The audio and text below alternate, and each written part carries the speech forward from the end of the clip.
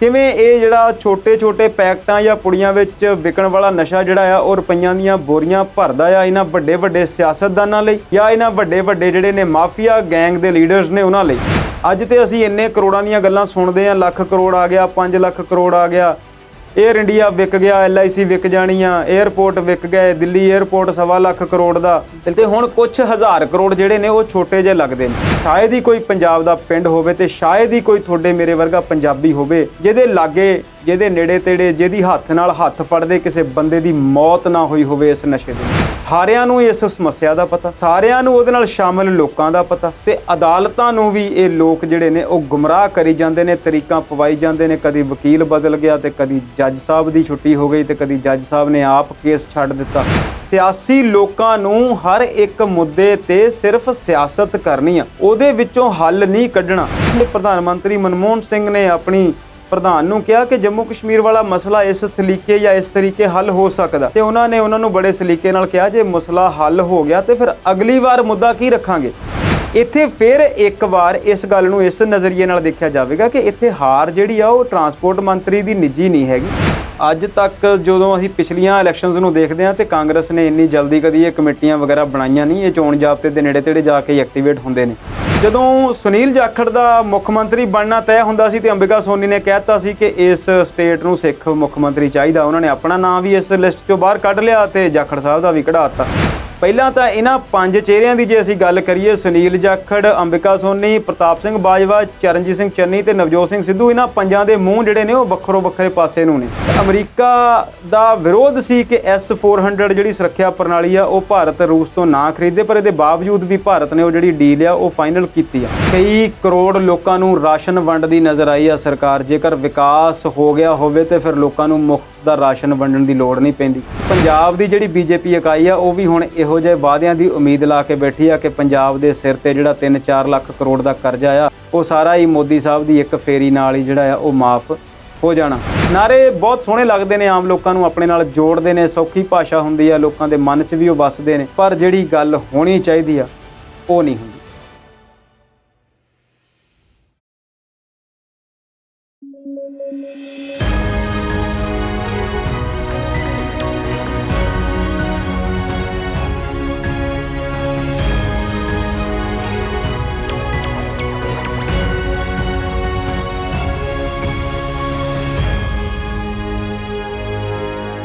ਸਤਿ ਸ਼੍ਰੀ ਅਕਾਲ। Punjabi national TV ਦੇਖ ਰਹੇ ਸਾਰੇ ਦਰਸ਼ਕਾਂ ਦਾ ਸਵਾਗਤ ਹੈ। ਖਬਰਾਂ ਤੇ ਆਰ-ਪਾਰ ਦੀ ਚਰਚਾ ਕਰਨ ਲਈ ਲੈ ਕੇ ਹਾਜ਼ਰ ਹਾਂ ਪ੍ਰੋਗਰਾਮ ਵਿਚਾਰ ਚਰਚਾ। ਪੰਜਾਬ ਦੇ ਬਹੁਤ ਚਰਚਿਤ ਡਰੱਗ ਰੈਕੇਟ ਮਾਮਲੇ ਵਿੱਚ ਕੱਲ ਹਾਈ ਕੋਰਟ ਦੇ ਵਿੱਚ ਸੁਣਵਾਈ ਹੋਈ ਤੇ ਇਸ ਸੁਣਵਾਈ ਤੇ ਹਾਈ ਕੋਰਟ ਨੇ ਪੰਜਾਬ ਸਰਕਾਰ ਨੂੰ ਝਾੜ ਲਾਈ ਹੈ। ਕੀ ਲਗਾਈ ਹੈ ਝਾੜ, ਇਸ ਬਾਰੇ ਵਿਸਥਾਰ ਨਾਲ ਚਰਚਾ ਕਰਾਂਗੇ ਤੇ ਨਾਲ ਦੀ ਨਾਲ ਗੱਲ ਕਰਾਂਗੇ ਨਿਊਦੀਪ ਤੇ ਆਰਬਿਟ ਬੱਸਾਂ ਨੂੰ, ਜਿਨ੍ਹਾਂ ਨੂੰ ਕਿ ਅਮਰਿੰਦਰ ਸਿੰਘ ਰਾਜਾ ਵੜਿੰਗ ਵੱਲੋਂ ਬ੍ਰੇਕ ਲਗਾ ਦਿੱਤੀ ਗਈ ਸੀ, ਉਸ ਬ੍ਰੇਕ ਨੂੰ ਫੇਲ ਕਰ ਦਿੱਤਾ ਹੈ ਪੰਜਾਬ ਤੇ ਹਰਿਆਣਾ ਹਾਈ ਕੋਰਟ ਨੇ ਤੇ ਵਾਪਸ ਉਹ ਪਰਮਿਟ ਜਿਹੜੇ ਰੱਦ ਕਰ ਦਿੱਤੇ ਗਏ ਸਨ ਉਹਨਾਂ ਨੂੰ ਰੱਦ ਕਰਨ ਦੇ ਹੁਕਮ ਦੇ ਦਿੱਤੇ ਗਏ ਨੇ। ਕਾਂਗਰਸ ਵੱਲੋਂ 4 ਚੋਣ ਕਮੇਟੀਆਂ ਦਾ ਕੱਲ ਐਲਾਨ ਕਰ ਦਿੱਤਾ ਗਿਆ ਹੈ। ਇਹਨਾਂ ਤੇ ਕੁਝ ਹੋਰ ਮੁੱਦਿਆਂ ਤੇ ਚਰਚਾ ਕਰਾਂਗੇ ਤੇ ਚਰਚਾ ਕਰਨ ਲਈ ਮੇਰੇ ਨਾਲ ਨੇ ਜੀ ਸਾਡੇ ਮਾਹਿਰ ਮਹਿਮਾਨ ਅੰਮ੍ਰਿਤਪਾਲ ਸ਼ਰਮਾ ਜੀ। ਸਤਿ ਸ਼੍ਰੀ ਅਕਾਲ ਸਰ, ਸਵਾਗਤ ਹੈ। ਸਤਿ ਸ਼੍ਰੀ ਅਕਾਲ ਹਰਪ੍ਰੀਤ ਜੀ, ਸ਼ੁਕਰੀਆ ਜੀ। ਸ਼ਰਮਾ ਜੀ, ਗੱਲ ਕਰੀਏ ਡਰੱਗ ਰੈਕੇਟ ਕੇਸ ਦੀ। ਜੀ, ਇਹ ਬਹੁਤ ਪੁਰਾਣਾ ਕੇਸ ਹੈ। ਨਵਜੋਤ ਸਿੰਘ ਸਿੱਧੂ ਬਹੁਤ ਜ਼ਿਆਦਾ ਰੌਲਾ ਪਾ ਰਹੇ ਨੇ, ਅੱਜ ਵੀ ਉਹਨਾਂ ਨੇ ਟਵੀਟ ਕੀਤਾ ਇਸ ਮਾਮਲੇ ਤੇ। ਹਾਲਾਂਕਿ ਬੀਤੇ ਕੱਲ ਪੰਜਾਬ ਤੇ ਹਰਿਆਣਾ ਹਾਈ ਕੋਰਟ ਨੇ ਪੰਜਾਬ ਸਰਕਾਰ ਨੂੰ ਝਾੜ ਪਾਈ ਹੈ ਇਸ ਮਾਮਲੇ ਤੇ ਕਿ ਇਸ ਤੇ ਕਿਹੜੀ ਰੋਕ ਲੱਗੀ ਹੋਈ ਹੈ, ਤੁਸੀਂ ਕੋਈ ਕਾਰਵਾਈ ਕਿਉਂ ਨਹੀਂ ਕਰ ਰਹੇ, ਕੀ ਕਹਿਣਾ ਚਾਹੋਗੇ? ਹਰਪ੍ਰੀਤ ਜੀ, ਜਿੱਦਾਂ ਚੋਣਾਂ ਨੇੜੇ ਆ ਰਹੀਆਂ ਉਵੇਂ ਮੌਸਮ ਦੀ ਠੰਡ ਜਿਹੜੀ ਵੱਧ ਰਹੀ ਆ, ਪਰ ਪੰਜਾਬ ਦੇ ਵਿੱਚ ਜਿਹੜੀ ਤਲਖੀ ਆ, ਜਿਹੜੀ ਮੌਸਮ ਦੀ ਠੰਡ ਦੇ ਨਾਲ ਸਿਆਸਤ ਦੀ ਗਰਮੀ ਜਿਹੜੀ ਉਹ ਵੱਧ ਰਹੀ ਆ ਜੀ। ਬੜਾ ਅਜੀਬ ਜਿਹਾ ਕੰਬੀਨੇਸ਼ਨ ਆ, ਲੋਕਾਂ ਦੇ ਵਿੱਚ ਗਰਮੀ ਵੱਧ ਰਹੀ ਆ ਤੇ ਮੌਸਮ ਦੇ ਵਿੱਚ ਠੰਡ ਵੱਧ ਰਹੀ ਆ ਤੇ ਸਿਆਸੀ ਲੀਡਰਾਂ ਦੇ ਵਿੱਚ ਜਿਹੜੀ ਬੇਚੈਨੀ ਆ ਉਹ ਵੱਧ ਰਹੀ ਆ। ਜੇਕਰ ਇਸ ਸਿਆਸਤ ਵਾਲੀ ਗੱਲ ਨੂੰ ਇੱਕ ਪਾਸੇ ਰੱਖ ਕੇ ਜੇਕਰ ਅਸੀਂ ਇਸ ਡਰੱਗ ਵਾਲੇ ਮੁੱਦੇ ਦੀ ਗੱਲ ਕਰੀਏ ਜੀ, ਤੇ ਅਸੀਂ ਇਹ ਗੱਲ ਜਾਣਦੇ ਹਾਂ ਕਿ ਕੋਈ ਵੀ ਦੁਨੀਆ ਦਾ ਸਮਾਜ ਨਸ਼ੇ ਤੋਂ ਖਾਲੀ ਨਹੀਂ ਹੈਗਾ। ਹਰ ਜਗ੍ਹਾ ਤੇ ਹੀ ਜਿਹੜਾ ਨਸ਼ਾ ਆ ਉਹ ਮਿਲਦਾ ਆ, ਉਹਦੇ ਦੁਸ਼ਪ੍ਰਭਾਵ ਵੀ ਅਸੀਂ ਜਾਣਦੇ ਹਾਂ ਤੇ ਉਹਦੀ ਅਵੇਲੇਬਿਲਟੀ ਜਿਹੜੀ ਆ ਉਹ ਕਿਵੇਂ ਹੁੰਦੀ ਆ, ਕਿਵੇਂ ਨਹੀਂ ਹੁੰਦੀ, ਕਿੱਦਾਂ ਉਹਦੇ 'ਚ ਜਿਹੜੀਆਂ ਵੱਡੀਆਂ ਮੱਛੀਆਂ ਨੇ ਉਹ ਸ਼ਾਮਲ ਹੁੰਦੀਆਂ ਨੇ, ਕਿਵੇਂ ਇਹ ਜਿਹੜਾ ਛੋਟੇ-ਛੋਟੇ ਪੈਕਟਾਂ ਜਾਂ ਪੁੜੀਆਂ ਵਿੱਚ ਵਿਕਣ ਵਾਲਾ ਨਸ਼ਾ ਜਿਹੜਾ ਆ ਉਹ ਰੁਪਈਆਂ ਦੀਆਂ ਬੋਰੀਆਂ ਭਰਦਾ ਆ ਇਹਨਾਂ ਵੱਡੇ-ਵੱਡੇ ਸਿਆਸਤਦਾਨਾਂ ਲਈ ਜਾਂ ਇਹਨਾਂ ਵੱਡੇ-ਵੱਡੇ ਜਿਹੜੇ ਨੇ ਮਾਫੀਆ ਗੈਂਗ ਦੇ ਲੀਡਰਸ ਨੇ ਉਹਨਾਂ ਲਈ। ਤੇ ਫਿਰ ਜੇਕਰ ਉਹ ਸਿੱਧੇ ਤੌਰ ਤੇ ਸਿਆਸਤਦਾਨ ਨਾ ਵੀ ਹੋਣ ਤੇ ਜਿਨ੍ਹਾਂ ਦੇ ਕੋਲ ਵੀ ਰੁਪਈਆਂ ਦੀ ਅਥਾਹ ਮਾਤਰਾ ਹੁੰਦੀ, ਉਹ ਸਿਆਸਤ ਨਾਲ ਕਿਸੇ ਨਾ ਕਿਸੇ ਪਾਸੇ ਕਿਤੇ ਨਾ ਕਿਤੇ ਉਹਨਾਂ ਦੀ ਘੁੰਡੀ ਜਿਹੜੀ ਆ ਉਹ ਜੁੜੀ ਹੁੰਦੀ ਆ। ਪੰਜਾਬ ਦੀ ਜੇ ਗੱਲ ਕਰੀਏ ਤੇ 6000 ਕਰੋੜ ਦੀ ਉਦੋਂ ਅਮਾਉਂਟ ਬਹੁਤ ਵੱਡੀ ਲੱਗਦੀ ਸੀ ਜੀ। ਅੱਜ ਤੇ ਅਸੀਂ ਇੰਨੇ ਕਰੋੜਾਂ ਦੀਆਂ ਗੱਲਾਂ ਸੁਣਦੇ ਆ, ਲੱਖ ਕਰੋੜ ਆ ਗਿਆ, 5 ਲੱਖ ਕਰੋੜ ਆ ਗਿਆ, ਏਅਰ ਇੰਡੀਆ ਵਿਕ ਗਿਆ, LIC ਵਿਕ ਜਾਣੀ ਆ, 에ਅਰਪੋਰਟ ਵਿਕ ਗਏ, ਦਿੱਲੀ 에ਅਰਪੋਰਟ 1.25 ਲੱਖ ਕਰੋੜ ਦਾ। ਤੇ ਹੁਣ ਕੁਝ ਹਜ਼ਾਰ ਕਰੋੜ ਜਿਹੜੇ ਨੇ ਉਹ ਛੋਟੇ ਜਿਹੇ ਲੱਗਦੇ ਨੇ, ਪਰ ਜਦੋਂ ਅਸੀਂ ਡਰੱਗ ਵਾਲੇ ਮੁੱਦੇ ਨੂੰ ਦੂਜੇ ਨਜ਼ਰੀਏ ਨਾਲ ਦੇਖਦੇ ਹਾਂ, ਕਰੋੜਾਂ ਦੀਆਂ ਜ਼ੀਰੋਆਂ ਨੂੰ ਮਾਈਨਸ ਕਰ ਦਈਏ, ਅਸੀਂ ਆਪਣੇ ਆਂਢ ਗੁਆਂਢ ਦੇ ਵਿੱਚ ਕਿਸੇ ਵੀ 16, 18, 20, 22, 24 ਸਾਲ ਦੇ ਨੌਜਵਾਨ ਦੀ ਜਦੋਂ ਮੌਤ ਦੀ ਖਬਰ ਸੁਣਦੇ ਹਾਂ ਤੇ ਫਿਰ ਸਾਨੂੰ ਲੱਗਦਾ ਹੈ ਕਿ ਸਾਡੀ ਜਿਹੜੀ ਸਿਆਸਤ ਆ ਉਹਨੇ ਵਾਕਿਆ ਹੀ ਸਾਨੂੰ ਵੇਚ ਕੇ ਖਾਣ ਦਾ ਜਿਹੜਾ ਆ ਤਹਈਆ ਕੀਤਾ ਹੋਇਆ। ਫਿਰ ਉਸ ਕਾਂਡ ਦੀ ਯਾਦ ਆਉਂਦੀ ਆ ਜਦੋਂ ਉਹ ਇੱਕ ਭੋਲਾ ਡਰੱਗ ਕਾਂਡ ਦੇ ਨਾਲ ਮਸ਼ਹੂਰ ਹੋਇਆ। ਪੰਜਾਬ ਪੁਲਿਸ ਦਾ ਸਾਬਕਾ ਮੁਲਾਜ਼ਮ ਸੀ, ਉਹਨੇ ਵੱਡੇ ਲੀਡਰਾਂ ਦੇ ਨਾਮ ਲਏ, ਵਿਕਰਮ ਸਿੰਘ ਮਜੀਠੀਆ ਦਾ ਨਾਮ ਵੀ ਲਿਆ, ਸਰਕਾਰ ਸੀ, ਰੌਲਾ ਵੀ ਪਿਆ, ਬੜਾ ਕੁਝ ਹੋਇਆ, ਕਈ ਲੋਕ ਉਹਦੇ ਚ ਅੰਦਰ ਗਏ। ਪੰਜਾਬ ਹਿਮਾਚਲ ਦੀਆਂ ਕਈ ਛੋਟੀਆਂ ਫੈਕਟਰੀਆਂ ਫੜੀਆਂ ਗਈਆਂ, ਇਹ ਚਿੱਟਾ ਹੈ, ਇਹ ਕੈਮੀਕਲ ਨਸ਼ਾ ਹੈ, ਇਹ ਪਤਾ ਨਹੀਂ ਕੀ ਹੈ ਕੀ ਨਹੀਂ ਹੈ, ਇਹ ਅਫਗਾਨਿਸਤਾਨ ਤੋਂ ਆਉਂਦਾ ਹੈ, ਇਹ ਪਾਕਿਸਤਾਨ ਆ ਜਾਂਦਾ ਹੈ, ਇਹ ਪੰਜਾਬ ਆ ਜਾਂਦਾ ਹੈ, ਇਹ ਬੰਬੇ ਪਹੁੰਚ ਜਾਂਦਾ ਹੈ, ਇਹ ਕੈਨੇਡਾ ਚਲਾ ਜਾਂਦਾ ਹੈ, ਇਹਦੀ ਕੀਮਤ 1 ਕਰੋੜ ਹੈ, ਇਹਦੀ ਕੀਮਤ 5 ਕਰੋੜ ਹੈ, ਇਹਦੀ ਕੀਮਤ 2 ਕਰੋੜ ਹੈ ਕਿਲੋ ਦੀ। ਇਹ ਕਰੋੜਾਂ ਵਾਲੀਆਂ ਕਹਾਣੀਆਂ ਤੇ ਉਹਨਾਂ ਦੇ ਵਿੱਚੋਂ ਜਿਹੜੀਆਂ ਵੱਡੇ ਲੋਕਾਂ ਦੀਆਂ ਭਰਦੀਆਂ ਬੋਰੀਆਂ ਨੇ, ਪੰਜਾਬ ਦਾ ਕੋਈ ਪਿੰਡ ਨਹੀਂ ਛੱਡਿਆ ਜਿੱਥੋਂ ਮੌਤ ਜਿਹੜੀ ਆ ਉਹ ਨਹੀਂ ਹੋਈ। ਸੋ ਉਸ ਘਟਨਾ ਨੂੰ, ਉਸ ਗੱਲ ਨੂੰ ਲੈ ਕੇ ਫਿਲਮਾਂ ਵੀ ਬਣ ਗਈਆਂ ਜੀ। ਉੜਤਾ ਪੰਜਾਬ, ਗਿਰਤਾ ਪੰਜਾਬ, ਪਤਾ ਨਹੀਂ ਕੀ ਟਾਈਟਲ ਰੱਖ ਕੇ ਫਿਲਮਾਂ ਵੀ ਬਣੀਆਂ, ਕਈ ਗਾਣੇ ਵੀ ਗਾਏ ਗਏ। ਤੇ ਅਸੀਂ ਉਹਦਾ ਸੇਕ, ਜਿੱਦਾਂ ਮੈਂ ਪਹਿਲਾਂ ਦੱਸਿਆ ਵੀ ਸ਼ਾਇਦ ਹੀ ਕੋਈ ਪੰਜਾਬ ਦਾ ਪਿੰਡ ਹੋਵੇ ਤੇ ਸ਼ਾਇਦ ਹੀ ਕੋਈ ਤੁਹਾਡੇ ਮੇਰੇ ਵਰਗਾ ਪੰਜਾਬੀ ਹੋਵੇ ਜਿਹਦੇ ਲਾਗੇ, ਜਿਹਦੇ ਨੇੜੇ ਤੇੜੇ, ਜਿਹਦੀ ਹੱਥ ਨਾਲ ਹੱਥ ਫੜਦੇ ਕਿਸੇ ਬੰਦੇ ਦੀ ਮੌਤ ਨਾ ਹੋਈ ਹੋਵੇ ਇਸ ਨਸ਼ੇ ਦੇ ਨਾਲ ਜੀ। ਪਰ ਦੇਖੋ ਸਿਆਸਤ ਦੇ ਉੱਤੇ ਕੈਸਾ ਰੰਗ ਚੜਿਆ ਹੁੰਦਾ, ਸੱਤਾ ਦਾ ਕੈਸਾ ਨਸ਼ਾ ਆ ਇਹਨਾਂ ਪਾਰਟੀਆਂ ਦੇ ਉੱਤੇ, ਚਾਹੇ ਉਹ ਸੱਤਾਧਾਰੀ ਨੇ, ਚਾਹੇ ਉਹ ਵਿਰੋਧੀ ਧਿਰ ਨੇ, ਤੇ ਚਾਹੇ ਉਹ ਪਹਿਲੀ ਸੱਤਾ ਵਾਲੀ ਪਾਰਟੀ ਆ ਜੀ। ਸਾਰਿਆਂ ਨੂੰ ਇਸ ਸਮੱਸਿਆ ਦਾ ਪਤਾ, ਸਾਰਿਆਂ ਨੂੰ ਉਹਦੇ ਨਾਲ ਸ਼ਾਮਿਲ ਲੋਕਾਂ ਦਾ ਪਤਾ, ਤੇ ਅਦਾਲਤਾਂ ਨੂੰ ਵੀ ਇਹ ਲੋਕ ਜਿਹੜੇ ਨੇ ਉਹ ਗੁੰਮਰਾਹ ਕਰੀ ਜਾਂਦੇ ਨੇ, ਤਰੀਕਾਂ ਪਵਾਈ ਜਾਂਦੇ ਨੇ। ਕਦੀ ਵਕੀਲ ਬਦਲ ਗਿਆ ਤੇ ਕਦੀ ਜੱਜ ਸਾਹਿਬ ਦੀ ਛੁੱਟੀ ਹੋ ਗਈ ਤੇ ਕਦੀ ਜੱਜ ਸਾਹਿਬ ਨੇ ਆਪ ਕੇਸ ਛੱਡ ਦਿੱਤਾ ਜੀ। ਉਹਨਾਂ ਹੀ ਮੁੱਦਿਆਂ ਦੇ ਉੱਤੇ ਰਾਜਨੀਤੀ ਕਰਕੇ ਸਰਕਾਰਾਂ ਬਦਲ ਗਈਆਂ, ਸਰਕਾਰਾਂ ਬਦਲੀਆਂ ਦੇ ਮਹੀਨੇ ਲੰਘ ਗਏ, ਹਫ਼ਤੇ ਲੰਘ ਗਏ, ਦਿਨ ਲੰਘ ਗਏ, ਸਾਲ ਲੰਘ ਗਏ, ਅਖੀਰਲੇ ਮਹੀਨਿਆਂ 'ਚ ਕਹਾਣੀ ਆ ਗਈ, ਪਰ ਗੱਲ ਜਿਹੜੀ ਆ ਉੱਥੇ ਦੀ ਉੱਥੇ ਖੜੀ ਆ ਜੀ। ਸ਼ਰਮਾ ਜੀ, ਜੇ ਅਸੀਂ ਗੱਲ ਕਰੀਏ ਨਵਜੋਤ ਸਿੰਘ ਸਿੱਧੂ ਜਿਨ੍ਹਾਂ ਨੇ ਅੱਜ ਫਿਰ ਇੱਕ ਵਾਰ ਟਵੀਟ ਕਰ ਦਿੱਤਾ ਤੇ ਉਹਨਾਂ ਨੇ ਕੈਪਟਨ ਅਮਰਿੰਦਰ ਸਿੰਘ ਤੇ AG ਅਤੁਲ ਨੰਦਾ ਤੇ ਸਾਰਾ ਭਾਂਡਾ ਭੰਨ ਦਿੱਤਾ। ਉਹਨਾਂ ਨੂੰ ਇਹ ਗੱਲ ਕਹੀ ਹੈ ਕਿ ਉਹ ਪਹਿਲਾਂ ਹੀ ਵਿੱਚ ਮਿਲੇ ਹੋਏ ਸਨ, ਜਦਕਿ ਜੇ ਅਸੀਂ ਦੇਖੀਏ ਤੇ ਹਾਈ ਕੋਰਟ ਨੇ ਜਿਹੜੀ ਝਾੜ ਪੰਜਾਬ ਸਰਕਾਰ ਨੂੰ ਪਾਈ ਹੈ ਉਸ ਦੇ ਦੇਖਦਿਆਂ ਨਵਜੋਤ ਸਿੰਘ ਸਿੱਧੂ ਸੂਬਾ ਪ੍ਰਧਾਨ ਨੇ ਕਿ ਉਹਨਾਂ ਦੇ ਹੱਥ ਵਿੱਚ ਕੁਝ ਨਹੀਂ ਹੈ, ਉਹ ਸਿਰਫ ਟਵੀਟ ਤੇ ਟਵੀਟ ਇਸ ਮਾਮਲੇ ਨੂੰ ਲੈ ਕੇ ਕਰ ਰਹੇ ਨੇ। ਦੇਖੋ, ਜਿਹੜੀ ਮੈਂ ਗੱਲ ਕਰਦਾ ਸੀਗਾ ਉਹ ਉਸੇ ਬਿਲਕੁਲ ਤੁਹਾਡੇ ਵਾਲੀ ਗੱਲ ਦੇ ਨਾਲ ਹੀ ਜੁੜਦੀ ਗੱਲ ਆ ਕਿ ਸਿਆਸੀ ਲੋਕਾਂ ਨੂੰ ਹਰ ਇੱਕ ਮੁੱਦੇ ਤੇ ਸਿਰਫ ਸਿਆਸਤ ਕਰਨੀ ਆ ਜੀ, ਉਹਦੇ ਵਿੱਚੋਂ ਹੱਲ ਨਹੀਂ ਕੱਢਣਾ। ਜਿਵੇਂ ਇੱਕ ਵਾਰ ਕਿਹਾ ਜਾਂਦਾ ਕਿ ਪ੍ਰਧਾਨ ਮੰਤਰੀ ਮਨਮੋਹਨ ਸਿੰਘ ਨੇ ਆਪਣੀ ਪ੍ਰਧਾਨ ਨੂੰ ਕਿਹਾ ਕਿ ਜੰਮੂ ਕਸ਼ਮੀਰ ਵਾਲਾ ਮਸਲਾ ਇਸ ਤਰੀਕੇ ਜਾਂ ਇਸ ਤਰੀਕੇ ਹੱਲ ਹੋ ਸਕਦਾ ਜੀ, ਤੇ ਉਹਨਾਂ ਨੇ ਉਹਨਾਂ ਨੂੰ ਬੜੇ ਸਲੀਕੇ ਨਾਲ ਕਿਹਾ ਜੇ ਮਸਲਾ ਹੱਲ ਹੋ ਗਿਆ ਤੇ ਫਿਰ ਅਗਲੀ ਵਾਰ ਮੁੱਦਾ ਕੀ ਰੱਖਾਂਗੇ। ਬਿਲਕੁਲ। ਸੋ ਇਹ ਕਿਸੇ ਇੱਕ ਪਾਰਟੀ ਜਾਂ ਕਿਸੇ ਇੱਕ ਸਿਆਸੀ ਅਹੁਦੇਦਾਰ ਦੇ ਗੱਲ ਨਹੀਂ ਹੈਗੀ ਜੀ। ਨਵਜੋਤ ਸਿੰਘ ਸਿੱਧੂ ਜਿਹੜੇ ਟਵੀਟ ਕਰਦੇ ਨੇ ਉਹ ਗੱਲ ਠੀਕ ਆ ਉਹਨਾਂ ਦੀ, ਪਰ ਉਹਨਾਂ ਨੂੰ ਇਸ ਮਸਲੇ 'ਚ ਇੱਕ ਪਾਸਿਓਂ ਤੁਸੀਂ ਬਚਦਾ ਰੱਖ ਸਕਦੇ, ਇਦਾਂ ਕਹਿ ਸਕਦੇ ਆ ਕਿ ਉਹ ਪਾਰਟੀ ਦੇ ਪ੍ਰਧਾਨ ਨੇ, ਸਰਕਾਰ ਦੇ ਵਿੱਚ ਉਹਨਾਂ ਕੋਲ ਕੋਈ ਅਹੁਦਾ ਨਹੀਂ, ਉਹ ਸਿਰਫ ਇੱਕ MLA ਨੇ। ਤੇ ਮੁੱਖ ਮੰਤਰੀ ਸਾਹਿਬ ਨੂੰ ਜਿੰਨੀ ਵਾਰ ਉਹ ਮੀਡੀਆ ਦੇ ਰਾਹੀਂ ਕਹਿ ਚੁੱਕੇ ਨੇ, ਜਿੰਨੀ ਵਾਰ ਉਹ ਪ੍ਰੈਸ ਦੇ ਰਾਹੀਂ ਕਹਿ ਚੁੱਕੇ ਨੇ, ਜਿੰਨੀ ਵਾਰ ਆਪਣੇ ਟਵੀਟਾਂ ਦੇ ਰਾਹੀਂ ਕਹਿ ਚੁੱਕੇ ਨੇ, ਉਹ ਹੀ ਗੱਲ ਹੁਣ ਹਾਈ ਕੋਰਟ ਨੇ ਕਹੀ ਆ, ਜਿਹਨੂੰ ਤੁਸੀਂ ਕਹਿੰਦੇ ਆ ਕਿ ਹਾਈ ਕੋਰਟ ਨੇ ਝਾੜ ਪਾਈ ਆ। ਜਸਟਿਸ ਮਸੀਹ ਤੇ ਜਸਟਿਸ ਮੌਦਗਿਲ ਦੀ ਬੈਂਚ ਨੇ ਇਸ ਕੇਸ ਦੀ ਸੁਣਵਾਈ ਕੀਤੀ ਤੇ ਉਹਨਾਂ ਨੇ ਕਿਹਾ ਕਿ ਸਰਕਾਰ ਨੂੰ ਰੋਕਿਆ ਕਿਸ ਨੇ ਆ ਉਸ ਰਿਪੋਰਟ ਨੂੰ ਜਨਤਕ ਕਰਨ ਲਈ ਜੀ। ਜਿਹੜੀ ਕਿ ਰਿਪੋਰਟ STF ਦੇ ਚੀਫ ਸਿੱਧੂ ਸਾਹਿਬ ਨੇ ਬਣਾਈ ਹੋਈ ਜਾਂਚ ਆ, ਉਹਨੂੰ ਜਨਤਕ ਕਰਨ ਤੋਂ ਕਿਹਨੇ ਰੋਕਿਆ? ਉਸ ਰਿਪੋਰਟ ਤੇ, ਉਸ ਜਾਂਚ ਤੇ, ਉਸ ਇਨਕੁਆਇਰੀ ਤੇ ਅੱਗੇ ਕਾਰਵਾਈ ਕਰਨ ਤੋਂ ਕਿਹਨੇ ਰੋਕਿਆ ਜੀ?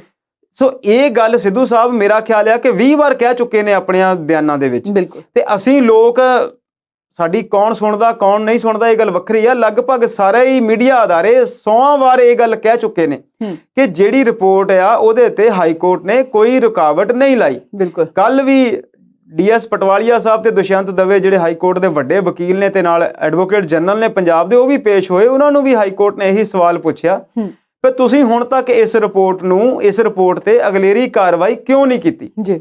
ਪਰ ਦੇਖੋ ਮਸਲਾ ਤੇ ਹਰਪ੍ਰੀਤ ਜੀ ਇਹ ਆ ਕਿ ਕਾਰਵਾਈ ਕਰਨੀ ਕਿਹਨੇ ਆ। ਬਿਲਕੁਲ।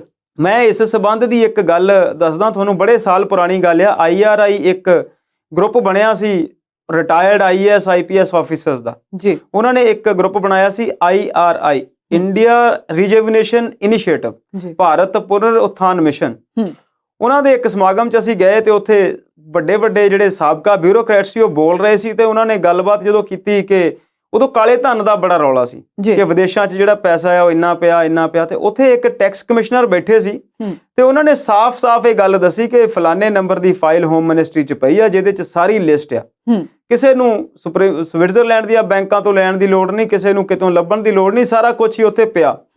ਫਿਰ ਉੱਥੇ ਇੱਕ ਪੱਤਰਕਾਰ ਨੇ ਸਵਾਲ ਪੁੱਛਿਆ ਕਿ ਫਿਰ ਸਰਕਾਰ ਜਨਤਕ ਨਹੀਂ ਕਰਦੀ, ਹੋ ਸਕਦਾ ਤੁਹਾਡੀ ਗੱਲ ਸੱਚ ਨਾ ਹੋਵੇ ਤੇ ਫਿਰ ਉਹਦਾ ਹੋਰ ਕੀ ਤਰੀਕਾ। ਤੇ ਉਸ ਅਫਸਰ ਸਾਹਿਬਾਨ ਨੇ ਕਿਹਾ ਕਿ ਕੰਮ ਤੇ ਸੌਖਾ, 20 ਸਾਲ ਦਾ ਰਿਕਾਰਡ ਲੈ ਲਓ, ਜਿਹੜੇ ਬੰਦਿਆਂ ਨੇ ਸਵਿਟਜ਼ਰਲੈਂਡ ਫਲਾਈ ਕੀਤਾ ਜਾਂ ਨੋ ਟੈਕਸ ਜ਼ੋਨ ਦੇ ਵਿੱਚ ਜਿਹੜੇ ਬੰਦੇ ਇੱਕ ਵਾਰ ਜਾਂ ਇੱਕ ਤੋਂ ਵੱਧ ਵਾਰ ਗਏ ਨੇ ਉਹਨਾਂ ਦੀ ਇੱਕ ਲਿਸਟ ਬਣਾਓ ਤੇ ਪੰਜਾਬ ਪੁਲਿਸ ਨੂੰ ਲਿਸਟ ਦੇ ਦਿਓ। 10-15 ਮਿੰਟਾਂ 'ਚ ਪੰਜਾਬ ਪੁਲਿਸ ਨੇ ਜਿਹੜੀ ਇਨਕੁਆਇਰੀ ਕਰਕੇ ਉਹ ਦੱਸ ਦੇਣੀ ਹੈ ਵੀ ਕਿਹੜੇ ਬੰਦੇ ਕਦੋਂ ਬਾਹਰ ਗਏ ਤੇ ਕਿਹੜੇ ਬੈਂਕ 'ਚ ਉਹਨਾਂ ਦੇ ਖਾਤੇ ਨੇ। ਫਿਰ ਉੱਥੇ ਹੋਰ ਬੜੇ ਬਿਊਰੋਕਰੇਟ ਸੀ। ਜਦੋਂ ਸਮਾਗਮ ਖਤਮ ਹੋ ਗਿਆ, ਚਾਹ ਪਾਣੀ ਦਾ ਦੌਰ ਸੀ ਤੇ ਅਸੀਂ ਵੀ ਕੁਝ ਅਫਸਰਸ ਨੂੰ ਪੁੱਛਿਆ ਵੀ ਇਹ ਫਿਰ ਇੱਥੇ ਕਾਰਵਾਈ ਕਿਉਂ ਨਹੀਂ ਹੁੰਦੀ ਜੀ।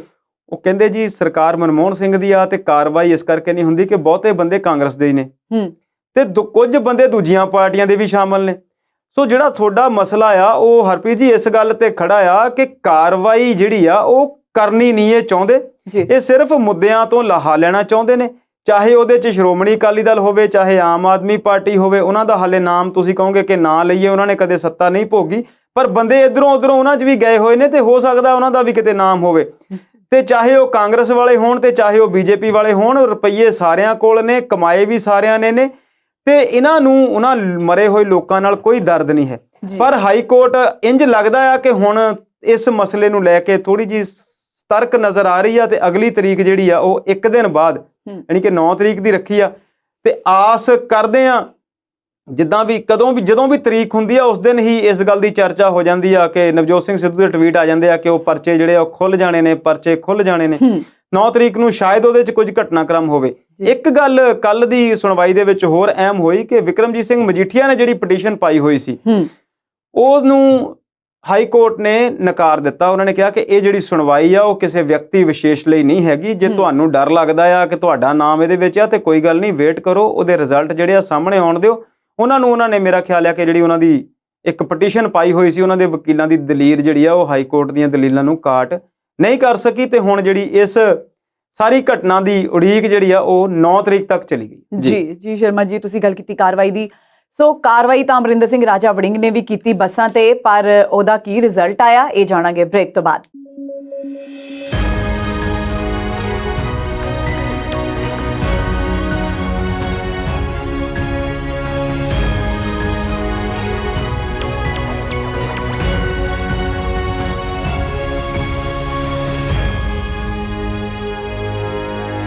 ਬ੍ਰੇਕ ਤੋਂ ਬਾਅਦ ਸਵਾਗਤ ਹੈ। ਸ਼ਰਮਾ ਜੀ, ਅਮਰਿੰਦਰ ਸਿੰਘ ਰਾਜਾ ਵੜਿੰਗ ਵੱਲ ਜਦੋਂ ਤੋਂ ਉਹ ਮੰਤਰੀ ਬਣੇ ਨੇ ਉਹਨਾਂ ਨੇ ਆਪਣਾ ਕੰਮ ਬਾਖੂਬੀ ਨਿਭਾਇਆ। ਅਸੀਂ ਇਹ ਸੁਣਦੇ ਆ ਰਹੇ ਹਾਂ, ਇਹ ਪੜ੍ਹਦੇ ਆ ਰਹੇ ਹਾਂ। ਉਹਨਾਂ ਨੇ ਜਿਹੜੀਆਂ ਨਿੱਜੀ ਬੱਸਾਂ ਆਰਬਿਟ ਤੇ ਨਿਊਦੀਪ ਕੰਪਨੀ ਦੀਆਂ ਜਿਹੜੀਆਂ ਬੱਸਾਂ ਉਹਨਾਂ ਤੇ ਉਹਨਾਂ ਨੇ ਕਾਰਵਾਈ ਕੀਤੀ, ਉਹਨਾਂ ਦੇ ਰੂਟ ਪਰਮਿਟ ਰੱਦ ਕਰ ਦਿੱਤੇ। ਪਰ ਹੁਣ ਫਿਰ ਪੰਜਾਬ ਸਰਕਾਰ ਨੂੰ ਝਟਕਾ ਲੱਗਿਆ ਜਦੋਂ ਹਾਈ ਕੋਰਟ ਨੇ ਇਹਨਾਂ ਰੱਦ ਹੋਏ ਪਰਮਿਟਾਂ ਨੂੰ ਬਹਾਲ ਕਰਨ ਦਾ ਕਹਿ ਦਿੱਤਾ ਤੇ ਨਾਲ ਦੀ ਨਾਲ ਪੰਜਾਬ ਸਰਕਾਰ ਨੂੰ ਕਿਹਾ ਕਿ ਉਹਨਾਂ ਦਾ ਜਿਹੜਾ ਫੈਸਲਾ ਉਹਨਾਂ ਨੇ ਸੁਣਾਇਆ ਉਹ ਰੱਦ ਕਰ ਦਿੱਤਾ ਗਿਆ ਹੈ। ਤੁਹਾਨੂੰ ਕੀ ਲੱਗਦਾ ਹੈ ਕਿ ਜਿਹੜੀ ਇਹ ਕਾਰਵਾਈ ਅਮਰਿੰਦਰ ਸਿੰਘ ਰਾਜਾ ਵੜਿੰਗ ਵੱਲੋਂ ਕੀਤੀ ਗਈ, ਕੰਪਨੀ ਨੇ ਤਾਂ ਇਹ ਕਿਹਾ ਕਿ ਅਸੀਂ ਟੈਕਸ ਵੀ ਦਿੱਤੇ ਹੋਏ ਸੀ, ਕੀ ਇਹ ਦਿਖਾਵੇ ਲਈ ਕੀਤੀ ਗਈ ਜਾਂ ਅਸਲ ਵਿੱਚ ਕੀਤੀ ਗਈ? ਦੇਖੋ ਜੀ, ਜਿਹੜੀ ਤੁਸੀਂ ਗੱਲ ਕੀਤੀ ਕਿ ਰਾਜਾ ਵੜਿੰਗ ਨੇ ਆਪਣਾ ਕੰਮ ਬਾਖੂਬੀ ਨਿਭਾਇਆ, ਉਹ ਗੱਲ ਬਹੁਤ ਸਾਰੇ ਲੋਕਾਂ ਨੂੰ ਜਾਇਜ਼ ਲੱਗਦੀ ਆ ਕਿਉਂਕਿ ਉਹ ਜਦੋਂ ਵੀ ਉਹਨਾਂ ਨੂੰ ਮੌਕਾ ਮਿਲਿਆ, ਜਿਸ ਦਿਨ ਹੀ ਉਹ ਮਿਨਿਸਟਰ ਬਣੇ ਉਸ ਦਿਨ ਤੋਂ ਹੀ ਉਹ ਪੂਰੇ ਤਰੀਕੇ ਦੇ ਨਾਲ ਐਕਸ਼ਨ ਮੋਡ ਦੇ ਵਿੱਚ ਨਜ਼ਰ ਆਏ। ਜੀ, ਜੇਕਰ ਅਸੀਂ ਪੰਜਾਬ ਦੀ ਪਿਛਲੀ ਸਰਕਾਰ ਦੀ ਗੱਲ ਕਰੀਏ ਤੇ ਇਹ ਕੁਝ ਮੁੱਦੇ ਅਜਿਹੇ ਸਨ ਜਿਹੜੇ ਛਾਏ ਰਹੇ। ਚਾਹੇ ਉਹ ਡਰੱਗ ਦਾ ਮੁੱਦਾ ਸੀ, ਚਾਹੇ ਉਹ ਬੇਅਦਬੀ ਦਾ ਮੁੱਦਾ ਸੀ, ਚਾਹੇ ਉਹ ਟਰਾਂਸਪੋਰਟ ਮਾਫੀਏ ਦੀ ਗੱਲ ਸੀ, ਚਾਹੇ ਉਹ ਸੈਂਡ ਮਾਫੀਏ ਦੀ ਗੱਲ ਸੀ, ਇਹਦੇ ਨਾਲ ਦੀ ਨਾਲ ਉਹ ਕੇਬਲ ਮਾਫੀਏ ਦੀ ਗੱਲ ਵੀ ਜਿਹੜੀ ਆ ਹੁੰਦੀ ਰਹੀ। ਹੋਰ ਵੀ ਬਹੁਤ ਸਾਰੇ ਮੁੱਦੇ ਜਿਹੜੇ ਅਹਿਮ ਸੀ। ਤੇ ਸਾਨੂੰ ਰਾਜਾ ਵੜਿੰਗ ਵਾਲੀ ਗੱਲ ਦੇ ਵਿੱਚ ਹਾਈ ਕੋਰਟ ਜਾਣ ਤੋਂ ਪਹਿਲਾਂ ਜੇ ਅਸੀਂ ਸੁਮੇਧ ਸੈਣੀ ਵਾਲੀ ਗੱਲ ਨੂੰ ਥੋੜਾ ਜਿਹਾ ਵਿਚਾਰ ਕੇ ਸਾਹਮਣੇ ਲੈ ਕੇ ਆਈਏ ਨਾ ਜੀ, ਤੇ ਉਹਨਾਂ ਨੂੰ ਫਰਵਰੀ ਜਾਂ ਮਾਰਚ 22 ਤੱਕ ਜਾਂ ਜਿਸ ਦੇਰੀ ਤਰੀਕ ਤੱਕ ਚੋਣਾਂ ਜਿਹੜੀਆਂ ਉਹ ਨਹੀਂ ਹੋ ਜਾਂਦੀਆਂ ਤਦ ਤੱਕ ਸਾਰਿਆਂ ਹੀ ਕੇਸਾਂ 'ਚ ਬਲੈਂਕਟ ਬੇਲ ਦੇ ਦਿੱਤੀ ਗਈ ਜੀ। ਉਹ ਇੱਕ ਆਪਣੇ ਆਪ ਦੇ ਵਿੱਚ ਬੜਾ ਇਤਿਹਾਸਕ ਤੇ ਬੜਾ ਅਨੋਖਾ ਫੈਸਲਾ ਸੀ ਮਾਣਯੋਗ ਹਾਈ ਕੋਰਟ ਦਾ। ਉਸ ਫੈਸਲੇ ਨੂੰ ਦੇਖ ਕੇ ਇੰਜ ਲੱਗਦਾ ਸੀਗਾ ਕਿ ਵਾਕਿਆ ਹੀ ਉਸ ਵੱਡੇ ਅਫਸਰ, ਸਾਬਕਾ ਅਫਸਰ ਦੇ ਉੱਤੇ ਸਰਕਾਰ ਜਿਹੜੀ ਆ ਉਹ ਇੱਕ ਪਾਸੜ ਕਾਰਵਾਈ ਜਿਹੜੀ ਆ ਉਹ ਕਰਵਾ ਰਹੀ ਆ। ਤੇ ਇਸੇ ਕਰਕੇ ਇਸ ਦਲੀਲ ਨੂੰ ਸੁਮੇਧ ਸੈਣੀ ਦੇ ਜਿਹੜੇ ਵਕੀਲ ਸੀ ਉਹ ਹਾਈ ਕੋਰਟ ਦੇ ਵਿੱਚ ਰੱਖਣ ਦੇ ਵਿੱਚ ਕਾਮਯਾਬ ਹੋਏ ਤੇ ਉਹਨਾਂ ਨੂੰ ਇੱਕ ਤਰਫਾ ਜਿਹੜੀ ਬੇਲ ਮਿਲ ਗਈ ਸਾਰੇ ਹੀ ਕੇਸਾਂ ਦੇ ਵਿੱਚ up to date of the elections, 22 ਫਰਵਰੀ 22 ਕਹਿ ਲਓ ਜਾਂ ਮਾਰਚ 22 ਕਹਿ ਲਓ। ਸੋ ਉਸ ਘਟਨਾ ਨੂੰ ਦੇਖ ਕੇ ਫਿਰ ਐਕਚੁਅਲੀ ਅਸੀਂ ਇਸ ਗੱਲ ਨੂੰ ਸਮਝਦੇ ਹਾਂ ਕਿ ਕੋਰਟਸ ਦੇ ਵਿੱਚ ਫਿਰ ਪਿਛਲੇ ਫੈਸਲਿਆਂ ਦੀ ਜਿਹੜੀ ਆ ਤਸ਼ਬੀਹ ਕੀਤੀ ਜਾਂਦੀ ਹੈ ਜੀ, ਕਿ ਪਹਿਲੇ ਫੈਸਲਿਆਂ ਤੇ ਉੱਤੋਂ ਵੀ ਸੇਧ ਜਿਹੜੀ ਆ ਉਹ ਲਈ ਜਾਂਦੀ ਹੈ। ਇਹ ਅਸੀਂ ਜ਼ਾਹਿਰਾ ਤੌਰ ਤੇ ਨਹੀਂ ਕਹਿ ਸਕਦੇ ਕਿ ਇਸ ਟਰਾਂਸਪੋਰਟ ਵਾਲੇ ਕੇਸ ਦੇ ਵਿੱਚ ਉਸ ਫੈਸਲੇ ਤੋਂ ਜਿਹੜੀ ਆ ਲਈ ਗਈ ਕਿ ਨਹੀਂ ਲਈ ਗਈ ਜੀ, ਪਰ ਮਾਣਯੋਗ ਹਾਈ ਕੋਰਟ ਦੇ ਵਿੱਚ ਟਰਾਂਸਪੋਰਟ ਧਿਰਾਂ ਵੱਲੋਂ ਵੱਡੇ ਵਕੀਲ ਪੇਸ਼ ਕੀਤੇ ਗਏ ਤੇ ਇਹ ਸਾਰੇ ਬੰਦੇ ਜਾਣਦੇ ਆ ਕਿ ਜਿਹੜੀ ਨਿਊਦੀਪ ਟਰਾਂਸਪੋਰਟ ਆ ਉਹਦੇ ਜਿਹੜੇ ਮਾਲਕ ਨੇ ਢਿੱਲੋਂ, ਉਹ ਵੀ ਰਾਜਾ ਵੜਿੰਗ ਦੇ ਗਿੱਦੜਵਾ ਹਲਕੇ ਤੋਂ ਅਕਾਲੀ ਦਲ ਦੇ ਉਮੀਦਵਾਰ ਨੇ, ਇੱਕ ਵਾਰ ਐਮਐਲਏ ਵੀ ਸ਼ਾਇਦ ਉਹ ਰਹਿ ਚੁੱਕੇ ਨੇ ਜੀ। ਤੇ ਇਹਨਾਂ ਦੀ ਆਪਸ ਦੇ ਵਿੱਚ ਟਕਰਾਅ ਦੀ ਰਾਜਨੀਤੀ ਜਿਹੜੀ ਆ ਉਹ ਚੱਲਦੀ ਆ। ਉਹ ਕਾਂਗਰਸ ਤੋਂ ਮੰਤਰੀ ਨੇ ਤੇ ਉਹ ਅਕਾਲੀ ਦਲ ਤੋਂ ਉਮੀਦਵਾਰ ਨੇ।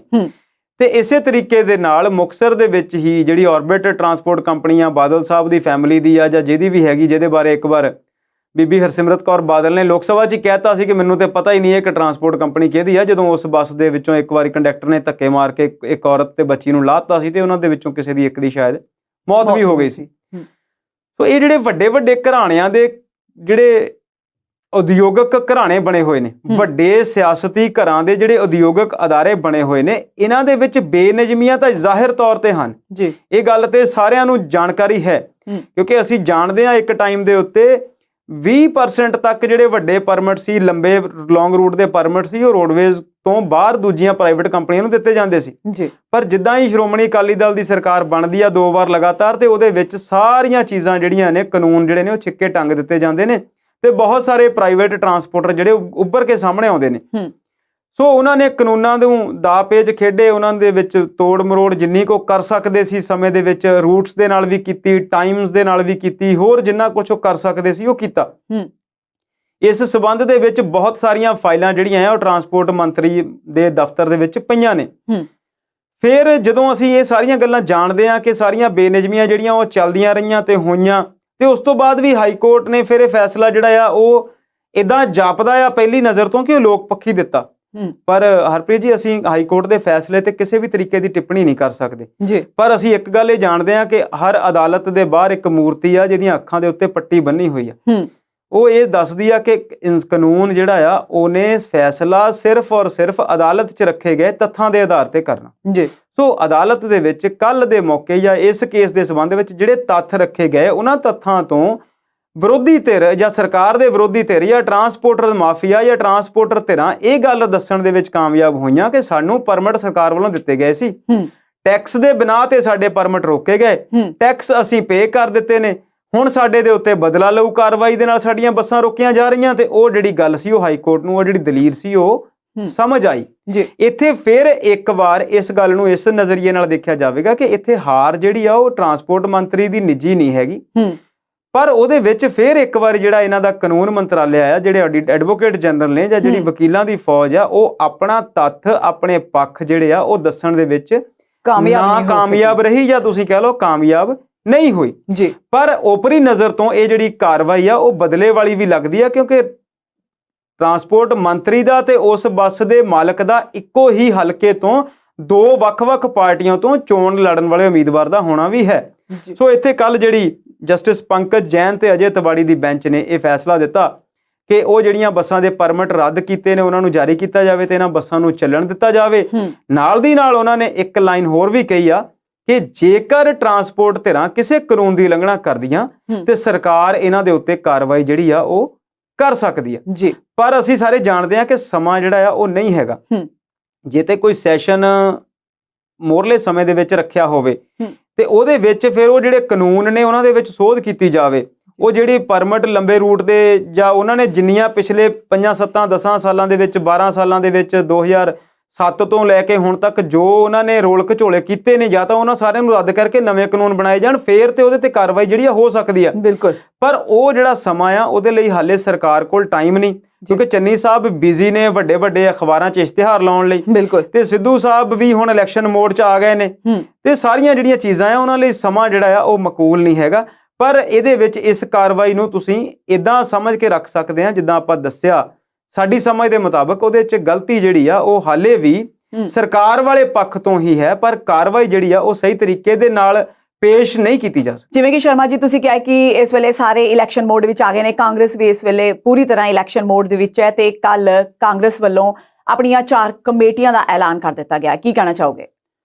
ਦੇਖੋ ਜੀ, ਕੱਲ ਦਾ ਜਿਹੜਾ ਘਟਨਾਕ੍ਰਮ ਸੀ ਉਹ ਬਿਲਕੁਲ ਇਵੇਂ ਦਾ ਰਿਹਾ ਸਾਰਾ ਦਿਨ, ਤੇ ਕਹਾਣੀ ਜਿਹੜੀ ਸੀ ਉਹ ਘੁੰਮਦੀ ਰਹੀ ਕਿ ਢੀਂਡਸਾ ਸਾਹਿਬ ਦੀ ਬੀਜੇਪੀ ਨਾਲ ਸੈਟਿੰਗ ਜਿਹੜੀ ਆ ਨੇੜੇ ਹੋ ਗਈ ਤੇ ਕੈਪਟਨ ਸਾਹਿਬ ਨੇ ਪੰਜਾਬ ਲੋਕ ਕਾਂਗਰਸ ਦਾ ਦਫ਼ਤਰ ਖੋਲ ਦਿੱਤਾ ਤੇ ਪ੍ਰੈਸ ਕਾਨਫਰੰਸ ਵੀ ਕਰ ਲਈ। ਹਾਲਾਂਕਿ ਚੋਣ ਨਿਸ਼ਾਨ ਤੇ ਨਾਲ ਦੀ ਨਾਲ ਉਹਨਾਂ ਦੇ ਨਾਲ ਕੋਈ ਵੱਡਾ ਲੀਡਰ ਉੱਥੇ ਨਜ਼ਰ ਨਹੀਂ ਆਇਆ, ਪਰ ਸ਼ਾਮ ਨੂੰ ਜਾਂਦੇ ਜਾਂਦੇ ਕਾਂਗਰਸ ਜਿਹੜੀ ਆ ਉਹ ਬਿਲਕੁਲ ਇਲੈਕਸ਼ਨ ਮੋਡ 'ਚ ਨਜ਼ਰ ਆਈ ਜੀ। ਅੱਜ ਤੱਕ ਜਦੋਂ ਅਸੀਂ ਪਿਛਲੀਆਂ ਇਲੈਕਸ਼ਨਸ ਨੂੰ ਦੇਖਦੇ ਹਾਂ ਤੇ ਕਾਂਗਰਸ ਨੇ ਇੰਨੀ ਜਲਦੀ ਕਦੀ ਇਹ ਕਮੇਟੀਆਂ ਵਗੈਰਾ ਬਣਾਈਆਂ ਨਹੀਂ, ਇਹ ਚੋਣ ਜ਼ਾਬਤੇ ਦੇ ਨੇੜੇ ਤੇੜੇ ਜਾ ਕੇ ਐਕਟੀਵੇਟ ਹੁੰਦੇ ਨੇ ਜੀ। ਪਰ ਕੱਲ ਉਹਨਾਂ ਨੇ ਚਾਰੋਂ ਹੀ ਜਿਹੜੀਆਂ ਕਮੇਟੀਆਂ ਉਹਨਾਂ ਦਾ ਗਠਨ ਕਰ ਦਿੱਤਾ। ਜੇਕਰ ਕਮੇਟੀਆਂ ਦੇ ਗਠਨ ਤੋਂ ਪਹਿਲਾਂ ਦੀ ਗੱਲ ਕਰੀਏ ਤੇ ਇੰਜ ਲੱਗਦਾ ਕਿ ਉਹਨਾਂ ਨੇ ਪੰਜਾਬ ਕਾਂਗਰਸ ਦੇ ਵਿੱਚ ਜਿਹੜੇ ਵੱਡੇ ਚਿਹਰੇ ਨੇ ਉਹਨਾਂ ਨੂੰ ਸ਼ਾਂਤ ਕਰਨ ਦੀ ਕੋਸ਼ਿਸ਼ ਕੀਤੀ ਆ, ਉਹਨਾਂ ਨੂੰ ਕਾਂਗਰਸ ਦੇ ਵਿੱਚ ਦੁਬਾਰਾ ਤੋਂ ਜੋੜ ਕੇ ਤੇ ਇੱਕ ਜਿਹੜੀ ਆਪਣੀ ਗੱਡੀ ਇਲੈਕਸ਼ਨ ਲੜਨ ਲਈ ਤਿਆਰ ਆ ਉਹਨੂੰ ਖਿੱਚਣ ਦੀ ਕੋਸ਼ਿਸ਼ ਕੀਤੀ, ਉਹਨੂੰ ਇੰਜਣ ਨੂੰ ਪਾਵਰ ਦੇਣ ਦੀ ਕੋਸ਼ਿਸ਼ ਕੀਤੀ ਹੈ। ਸੁਨੀਲ ਜਾਖੜ ਉਹਨਾਂ ਨੂੰ ਕੰਪੇਨ ਕਮੇਟੀ ਦਾ ਮੁਖੀ ਲਾਇਆ ਗਿਆ, ਜਿਨ੍ਹਾਂ ਨੇ ਸਾਰੇ ਪੰਜਾਬ ਦੇ ਵਿੱਚ ਚੋਣਾਂ ਦੀ ਜਿਹੜੀ ਪ੍ਰਚਾਰ ਪ੍ਰਸਾਰ ਹੋਣਾ ਆ ਉਹਦੀ ਕਮੇਟੀ ਦੇ ਮੁਖੀ ਲਾਏ ਗਏ। ਪ੍ਰਤਾਪ ਸਿੰਘ ਬਾਜਵਾ ਜਿਹੜੇ ਕਿ ਕੱਲ ਸਵੇਰੇ ਹੀ ਕਾਦੀਆਂ ਤੋਂ ਆਪਣੀ ਚੋਣ ਲੜਨ ਦੀ ਗੱਲ ਕਰਦੇ ਸੀ, ਕਿਉਂਕਿ ਇੱਕ ਦਿਨ ਪਹਿਲਾਂ ਹੀ ਉੱਥੇ ਨਵਜੋਤ ਸਿੰਘ ਸਿੱਧੂ ਫਤਿਹ ਜੰਗ ਬਾਜਵਾ ਦੇ ਨਾਲ ਰੈਲੀ 'ਚ ਨਜ਼ਰ ਆਏ ਸੀ ਤੇ ਉਹ ਲੱਗਦਾ ਸੀਗਾ ਕਿ ਦੋਵੇਂ ਭਰਾਵਾਂ ਦਾ ਘਮਾਸਾਨ ਹੋਣ ਲੱਗਿਆ। ਤੇ ਸ਼ਾਮ ਨੂੰ ਬਾਜਵਾ ਸਾਹਿਬ ਨੂੰ ਵੀ ਚੋਣ ਮਨੋਰਥ ਪੱਤਰ ਜਿਹੜਾ ਮੈਨੀਫੈਸਟੋ ਤਿਆਰ ਕਰਨਾ ਉਹਨਾਂ ਨੇ ਉਹਦੇ ਮੁਖੀ ਲਾ ਦਿੱਤੇ ਗਏ। ਤੇ ਇੱਕ ਹੋਰ ਵੱਡੀ ਲੀਡਰ ਜਿਹੜੀ ਕਿ ਅਕਸਰ ਦਿੱਲੀ ਤੋਂ ਹੀ ਜ਼ਿਆਦਾਤਰ ਰਹਿੰਦੇ ਨੇ, ਅੰਬਿਕਾ ਸੋਨੀ, ਉਹਨਾਂ ਨੂੰ ਤਾਲਮੇਲ ਕਮੇਟੀ ਦੇ ਮੁਖੀ ਲਾ ਦਿੱਤਾ ਗਿਆ।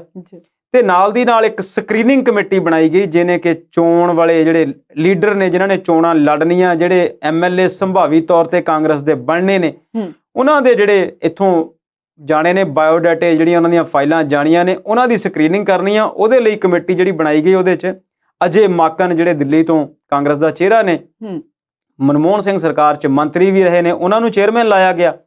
ਉਹਨਾਂ ਦੇ ਨਾਲ 2 ਮੈਂਬਰ ਲਾਏ ਗਏ, ਚੰਦਨ ਯਾਦਵ ਜਿਹੜੇ ਛੱਤੀਸਗੜ੍ਹ 'ਚੋਂ ਇੰਚਾਰਜ ਵੀ ਨੇ ਤੇ ਨਾਲ ਦੀ ਨਾਲ ਉਹ ਮੀਡੀਆ ਬੁਲਾਰੇ ਵੀ ਨੇ ਤੇ ਉਹ PhD ਨੇ JNU ਤੋਂ, ਤੇ ਨਾਲ ਕ੍ਰਿਸ਼ਨਾ ਅਲਵਾਰੂ ਜਿਹੜੇ ਕਿ ਜਾਰਜੀਆ ਦੀ ਜਿਹੜੀ ਯੂਨੀਵਰਸਿਟੀ ਅਮਰੀਕਾ ਦੀ ਇੱਕ ਉੱਥੋਂ ਲਾ ਦੇ ਪੋਸਟ ਗ੍ਰੈਜੂਏਟ ਨੇ ਤੇ ਬਹੁਤ ਲੰਬੇ ਸਮੇਂ ਤੋਂ ਉਹ ਕਾਂਗਰਸ ਦੇ ਵਿੱਚ ਰਾਹੁਲ ਗਾਂਧੀ ਦੇ ਸਲਾਹਕਾਰ ਵਜੋਂ ਵਿਚਰਦੇ ਨੇ ਤੇ ਬਹੁਤ ਸਾਰਾ ਦਿਮਾਗ ਕਹਿੰਦੇ ਆ ਕਿ ਉਹ ਪਾਰਟੀ ਦੇ ਵਿੱਚ ਲਾਉਂਦੇ ਨੇ।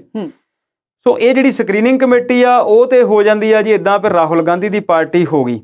ਤੇ ਜਿਹੜੀਆਂ ਇੱਥੇ ਵਾਲੀਆਂ ਕਮੇਟੀਆਂ ਆ ਜਦੋਂ ਉਹਨਾਂ ਨੂੰ ਦੇਖਦੇ ਆ ਤੇ ਉਹ ਬੜੀ ਸਮੱਸਿਆ 'ਚ ਨਜ਼ਰ ਆਉਂਦੀ ਆ ਕਿ ਜਦੋਂ ਸੁਨੀਲ ਜਾਖੜ ਦਾ ਮੁੱਖ ਮੰਤਰੀ ਬਣਨਾ ਤੈਅ ਹੁੰਦਾ ਸੀ ਤੇ ਅੰਬਿਕਾ ਸੋਨੀ ਨੇ ਕਹਿਤਾ ਸੀ ਕਿ ਇਸ ਸਟੇਟ ਨੂੰ ਸਿੱਖ ਮੁੱਖ ਮੰਤਰੀ ਚਾਹੀਦਾ, ਉਹਨਾਂ ਨੇ ਆਪਣਾ ਨਾਂ ਵੀ ਇਸ ਲਿਸਟ 'ਚੋਂ ਬਾਹਰ ਕੱਢ ਲਿਆ ਤੇ ਜਾਖੜ ਸਾਹਿਬ ਦਾ ਵੀ ਕਢਾ ਦਿੱਤਾ। ਤੇ ਜਾਖੜ ਸਾਹਿਬ ਦੀ ਬਾਜਵਾ ਸਾਹਿਬ ਨਾਲ ਵੀ ਕਹਾਣੀ ਸਾਰਿਆਂ ਤੋਂ ਲੁਕੀ ਨਹੀਂ ਕਿ ਜਦੋਂ ਜਾਖੜ ਸਾਹਿਬ ਨੇ ਗੁਰਦਾਸਪੁਰੋਂ ਜਾ ਕੇ ਚੋਣ ਲੜੀ ਸੀ ਤੇ ਉਦੋਂ ਬਾਜਵਾ ਸਾਹਿਬ ਵੀ ਇਹਨਾਂ ਤੋਂ ਨਾਰਾਜ਼ ਸੀ ਜੀ। ਹੁਣ ਬਾਜਵਾ ਸਾਹਿਬ ਆਪ ਵੀ ਉੱਥੋਂ MLA ਬਣਨਾ ਚਾਹੁੰਦੇ ਨੇ ਕਾਦੀਆਂ ਤੋਂ ਤੇ ਉਹਨਾਂ ਨੂੰ ਮੈਨੀਫੈਸਟੋ ਕਮੇਟੀ ਦੇ ਮੁਖੀ ਵੀ ਲਾ ਦਿੱਤਾ ਗਿਆ ਜੀ। ਸੋ ਇਹ 3 ਕਮੇਟੀਆਂ ਜਿਹੜੀਆਂ ਨੇ ਇਹਦੇ ਵਿੱਚ ਨਾਲ ਦੀ ਨਾਲ ਨਵਜੋਤ ਸਿੰਘ ਸਿੱਧੂ ਤੇ ਚਰਨਜੀਤ ਚੰਨੀ ਬਤੌਰ ਪਾਰਟੀ ਮੁਖੀ ਤੇ ਬਤੌਰ ਮੁੱਖ ਮੰਤਰੀ ਜਿਹੜੇ ਆ ਉਹ ਵੀ ਵਿੱਚ ਰਹਿਣਗੇ।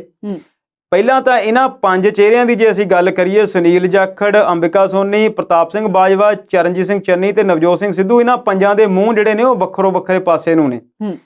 ਇਹਨਾਂ ਕਮੇਟੀਆਂ ਨੂੰ ਤਾਲਮੇਲ ਦੇਣ ਦਾ ਕੰਮ ਜਿਹੜਾ ਹੈ ਅੰਬਿਕਾ ਸੋਨੀ ਕੋਲ ਆ, ਇਹ ਬੜਾ ਮੁਸ਼ਕਲ ਸਵਾਲ ਆ ਤੇ ਟੇਢੀ ਖੀਰ ਆ। ਇਹ ਕਿਵੇਂ ਹੱਲ ਹੋਊਗਾ ਇਹ ਆਉਣ ਵਾਲੇ ਦਿਨਾਂ ਦੇ ਵਿੱਚ ਪਤਾ ਲੱਗੂਗਾ, ਪਰ ਅਸੀਂ ਜਾਣਦੇ ਹਾਂ ਕਿ ਜਿਹੜੀਆਂ ਟਿਕਟਾਂ ਦੀ ਵੰਡ ਹੋਣੀ ਆ ਉਹ ਤੇ ਸਾਰੀ ਹਮੇਸ਼ਾ ਦੀ ਤਰ੍ਹਾਂ ਦਿੱਲੀ ਤੋਂ ਹੀ ਹੋਣੀ ਆ।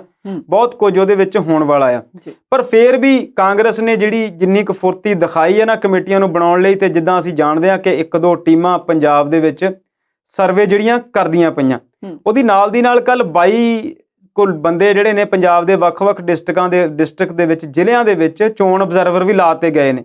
ਉਹ ਬਹੁਤੇ ਵੱਖ-ਵੱਖ ਪ੍ਰਾਂਤਾਂ ਤੋਂ ਆਏ ਹੋਏ ਉਹ ਲੋਕ ਨੇ ਜਿਹੜੇ ਪਾਰਟੀ ਦੇ ਨੁਮਾਇੰਦੇ ਨੇ, ਪਾਰਟੀ ਦੇ ਲੀਡਰ ਨੇ। ਉਹ ਵੀ ਹੁਣ ਜਿਹੜੀਆਂ ਇੱਥੇ ਸਰਵੇ ਟੀਮਾਂ ਘੁੰਮਦੀਆਂ ਨੇ ਜਾਂ ਲੀਡਰਾਂ ਨਾਲ ਸਿੱਧਾ ਰਾਬਤਾ ਕਾਇਮ ਕਰਨਗੇ, ਮੀਟਿੰਗਾਂ ਦਾ ਦੌਰ ਚੱਲੇਗਾ ਤੇ ਜਿਹੜੀਆਂ ਲੀਡਰਾਂ ਦੇ ਬਾਇਓਡੇਟਾਸ ਨੇ ਉਹ ਸਕਰੀਨਿੰਗ ਕਮੇਟੀ ਤੱਕ ਪਹੁੰਚਣੇ ਸ਼ੁਰੂ ਹੋ ਜਾਣਗੇ। ਸੋ ਕੁੱਲ ਮਿਲਾ ਕੇ ਕਾਂਗਰਸ ਐਕਸ਼ਨ ਮੋਡ ਦੇ ਵਿੱਚ ਜਾਂ ਇਲੈਕਸ਼ਨ ਮੋਡ ਦੇ ਵਿੱਚ ਤੇ ਆ ਗਈ ਆ, ਪਰ ਸਾਰਾ ਕੁਝ ਹਾਲੇ ਇੱਕ ਲੀਹ ਦੇ ਉੱਤੇ, ਜਿੰਨੇ ਇਹ ਇੰਜਣ ਨੇ ਇਹ ਸਾਰੇ ਇੱਕ ਟਰੈਕ ਤੇ ਦੌੜਦੇ ਹਾਲੇ ਨਜ਼ਰ ਆਉਣਗੇ। ਇਸ ਗੱਲ ਨੂੰ ਦੇਖਣ 'ਚ ਵਕਤ ਲੱਗੇਗਾ। ਜੀ ਸ਼ਰਮਾ ਜੀ, ਚਰਚਾ ਇਸੇ ਤਰ੍ਹਾਂ ਜਾਰੀ ਰੱਖਾਂਗੇ ਪਰ ਇੱਕ ਬ੍ਰੇਕ ਤੋਂ ਬਾਅਦ।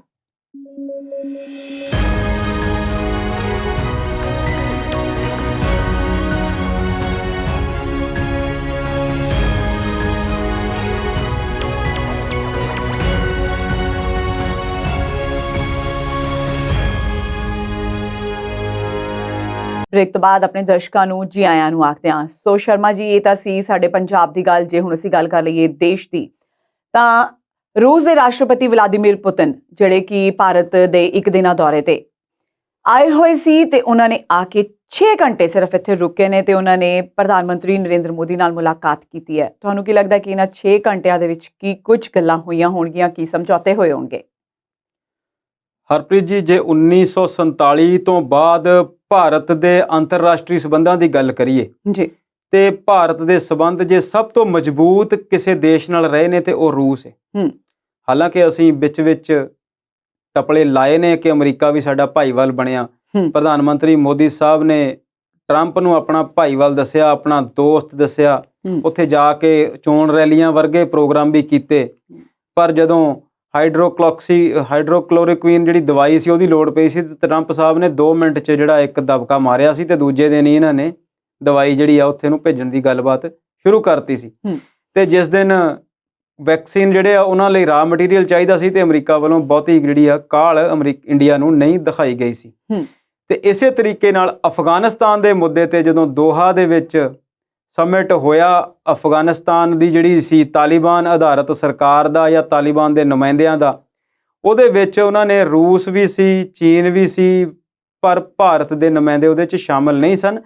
ਹਾਲਾਂਕਿ ਦੁਨੀਆ ਦੇ ਵਿੱਚ ਸਭ ਤੋਂ ਵੱਧ ਨਿਵੇਸ਼ ਜੇ ਅਫਗਾਨਿਸਤਾਨ ਦੀ ਰੀਕਨਸਟਰਕਸ਼ਨ ਦੇ ਵਿੱਚ ਕਿਸੇ ਮੁਲਕ ਦਾ ਸੀ ਤੇ ਉਹ ਭਾਰਤ ਜਿਹੜਾ ਆ ਉਹ ਪਹਿਲੇ ਨੰਬਰਾਂ ਦੇ ਵਿੱਚ ਸੀ। ਸੋ ਇਹ ਜਿਹੜਾ ਅਸੀਂ ਭਾਰਤ ਦਾ ਅਮਰੀਕਾ ਨਾਲ ਦੋਸਤੀ ਦੀਆਂ ਗੱਲਾਂ ਕਰਦੇ ਹਾਂ ਉਹਦੇ ਵਿੱਚ ਬਹੁਤਾ ਦਮ ਜਿਹੜਾ ਉਹ ਨਹੀਂ ਹੈਗਾ, ਕਿਉਂਕਿ ਉਹ ਜਿਹੜੇ ਮੁਲਕ ਨੇ ਉਹ ਸੱਜੇ ਪੱਖੀ ਵਿਚਾਰਧਾਰਾ ਦੇ ਨੇ, ਕਾਰਪੋਰੇਟ ਕਲਚਰ ਦੇ ਨੇ ਤੇ ਉਹਨਾਂ ਲਈ ਆਪਣੀਆਂ ਕੰਪਨੀਆਂ, ਆਪਣਾ ਦੇਸ਼ ਤੇ ਆਪਣੇ ਹਿੱਤ ਜਿਹੜੇ ਨੇ ਉਹ ਜ਼ਿਆਦਾ ਜ਼ਰੂਰੀ ਨੇ ਰਾਦਰ ਦੈਨ ਕਿਸੇ ਵੀ ਦੋਸਤੀ ਦੇ। ਉਹਨਾਂ ਨੇ ਤੇ ਆਸਟ੍ਰੇਲੀਆ ਦਾ ਤੇ ਫਰਾਂਸ ਦਾ ਇੱਕ ਸਮਝੌਤਾ ਜਿਹਦੇ 'ਚ ਬਹੁਤ ਸਾਰੇ ਰੁਪਈਆਂ ਦਾ ਲੈਣ ਦੇਣ ਸੀਗਾ, ਕੋਈ ਜਿਹੜਾ ਸੀਗਾ ਉਹ ਵੀ ਅਮਰੀਕਾ ਨੇ ਰੱਦ ਕਰਾ ਦਿੱਤਾ ਤੇ ਫਰਾਂਸ ਅਮਰੀਕਾ ਤੋਂ ਨਾਰਾਜ਼ ਆ, ਜਦ ਕਿ ਉਹ ਸਭ ਤੋਂ ਨੇੜੇ ਦੇ ਭਾਈਵਾਲ ਨੇ, ਸਭ ਤੋਂ ਨੇੜੇ ਦੇ ਦੋਸਤ ਨੇ। ਤੇ ਜੇ ਭਾਰਤ ਤੇ ਰੂਸ ਦੀ ਗੱਲ ਕਰੀਏ ਤੇ 1955 ਦੇ ਵਿੱਚ ਪ੍ਰਧਾਨ ਮੰਤਰੀ ਜਵਾਹਰ ਲਾਲ ਨਹਿਰੂ ਦਾ 16 ਦਿਨ ਦਾ ਦੌਰਾ ਰਿਹਾ ਉੱਥੇ ਦਾ। ਫਿਰ 71 ਦੇ ਵਿੱਚ ਜਦੋਂ ਭਾਰਤ ਤੇ ਬੰਗਲਾਦੇਸ਼ ਦੀ ਲੜਾਈ ਚੱਲਦੀ ਸੀ ਉਦੋਂ ਵੀ ਅਮਰੀਕਾ ਪਾਕਿਸਤਾਨ ਦੀ ਮਦਦ ਕਰਨ ਲਈ ਤਿਆਰ ਸੀ ਤੇ ਰਸ਼ੀਆ ਨੇ ਹੀ ਉਸ ਚੀਜ਼ ਨੂੰ ਆ ਕੇ ਰੋਕਣ ਦੀ ਕੋਸ਼ਿਸ਼ ਕੀਤੀ। ਉਹਦੇ ਵਜ੍ਹਾ ਨਾਲ ਹੀ ਫਿਰ ਬੰਗਲਾਦੇਸ਼ ਇੱਕ ਵੱਖਰਾ ਮੁਲਕ ਬਣ ਕੇ ਸਾਹਮਣੇ ਆਇਆ। ਇੰਦਰਾ ਗਾਂਧੀ ਦੇ ਸਮੇਂ, ਉਸ ਤੋਂ ਬਾਅਦ ਦੇ ਟਾਈਮ ਦੇ ਵਿੱਚ ਵੀ ਭਾਰਤ ਰੂਸ ਦੇ ਸੰਬੰਧ ਜਿਹੜੇ ਨੇ ਬਹੁਤ ਵਧੀਆ ਤਰੀਕੇ ਦੇ ਨਾਲ ਹੀ ਜਿਹੜੇ ਆ ਉਹ ਚੱਲਦੇ ਰਹੇ। ਭਾਰਤ ਤੇ ਰੂਸ ਦੀਆਂ ਜਿਹੜੀਆਂ ਸਮਾਜਿਕ ਗਤੀਵਿਧੀਆਂ ਆ ਉਹਦੀ ਸਾਂਝ ਇੰਨੀ ਆ ਕਿ ਭਾਰਤ ਤੋਂ ਰੂਸ ਨੂੰ ਤੇ ਰੂਸ ਤੋਂ ਭਾਰਤ ਨੂੰ ਕਲਚਰਲ ਡੈਲੀਗੇਟਸ ਜਿਹੜੇ ਆ ਉਹ ਲਗਾਤਾਰ ਜਾਂਦੇ ਰਹੇ। ਭਾਰਤ ਦੇ ਵਿੱਚ ਰਹਿਣ ਵਾਲੇ ਸ਼ਾਇਦ ਹੀ ਕੋਈ ਲੋਕ ਹੋਣਗੇ ਜਿਨ੍ਹਾਂ ਨੂੰ ਜੇ ਕਿਤਾਬਾਂ ਦਾ ਸ਼ੌਕ ਹੋਵੇ ਤੇ ਉਹਨਾਂ ਨੇ ਰਸ਼ੀਅਨ ਲਿਟਰੇਚਰ ਨਾ ਪੜ੍ਹਿਆ ਹੋਵੇ। ਸ਼ਾਇਦ ਹੀ ਕੋਈ ਇਨਸਾਨ ਹੋਵੇ ਜਿਹਨੇ ਮੇਰਾ ਦਾਗਿਸਤਾਨ ਜਾਂ ਮੈਕਸਿਮ ਗੋਰਕੀ ਦੀ ਮਾਂ ਵਰਗੇ ਨਾਵਲ ਜਾਂ ਇਹੋ ਜਿਹੀਆਂ ਬਹੁਤ ਸਾਰੀਆਂ ਕਹਾਣੀਆਂ, ਬਹੁਤ ਸਾਰੇ ਨਾਵਲ, ਬਹੁਤ ਸਾਰੀਆਂ ਕਿਤਾਬਾਂ ਤੇ ਬਹੁਤ ਸਾਰਾ ਰਸ਼ੀਅਨ ਸਾਹਿਤ ਜਿਹੜਾ ਆ ਉਹ ਪੰਜਾਬੀ ਦੇ ਵਿੱਚ ਟਰਾਂਸਲੇਟ ਕੀਤਾ ਹੋਇਆ ਸਾਨੂੰ ਮਿਲਦਾ। ਤੁਹਾਨੂੰ ਯਾਦ ਆਵੇਗਾ ਰਾਜ ਕਪੂਰ ਦੀ ਉਹ ਫਿਲਮ ਸ਼੍ਰੀ 420 ਦਾ ਗਾਣਾ, ਮੇਰਾ ਜੂਤਾ ਹੈ ਜਾਪਾਨੀ। ਸਰ ਪੇ ਲਾਲ ਟੋਪੀ ਰੂਸੀ। ਤੋਂ ਭਾਰਤ ਤੇ ਰੂਸ ਦੀ ਜਿਹੜੀ ਟਾਈ ਸੀਗੀ, ਜਿਹੜੀ ਦੋਸਤੀ ਸੀ, ਉਹ ਬਹੁਤ ਗੂੜੀ ਸੀ। ਸਮੇਂ-ਸਮੇਂ ਦੇ ਵਿੱਚ ਥੋੜ੍ਹਾ ਬਹੁਤ ਜਿਹੜਾ ਫਰਕ ਵੀ ਦੋਸਤੀਆਂ ਦੇ ਵਿੱਚ ਪੈਂਦਾ ਰਹਿੰਦਾ। ਜੇਕਰ ਅਸੀਂ ਮੌਜੂਦਾ ਦੌਰੇ ਦੀ ਗੱਲ ਕਰੀਏ ਤੇ ਰਾਸ਼ਟਰਪਤੀ ਪੁਤਿਨ ਜਿਹੜੇ ਨੇ, ਜਦੋਂ ਤੋਂ ਉਹ ਰਾਸ਼ਟਰਪਤੀ ਬਣੇ ਨੇ, ਉਹ 9 ਵਾਰ ਭਾਰਤ ਵਿਜ਼ਿਟ ਕਰ ਚੁੱਕੇ ਨੇ ਤੇ ਪ੍ਰਧਾਨ ਮੰਤਰੀ ਦੇ 7 ਸਾਲਾਂ ਦੇ ਵਿੱਚ ਉਹਨਾਂ ਨਾਲ 19 ਦੇ ਕਰੀਬ ਮੁਲਾਕਾਤਾਂ ਹੋ ਚੁੱਕੀਆਂ।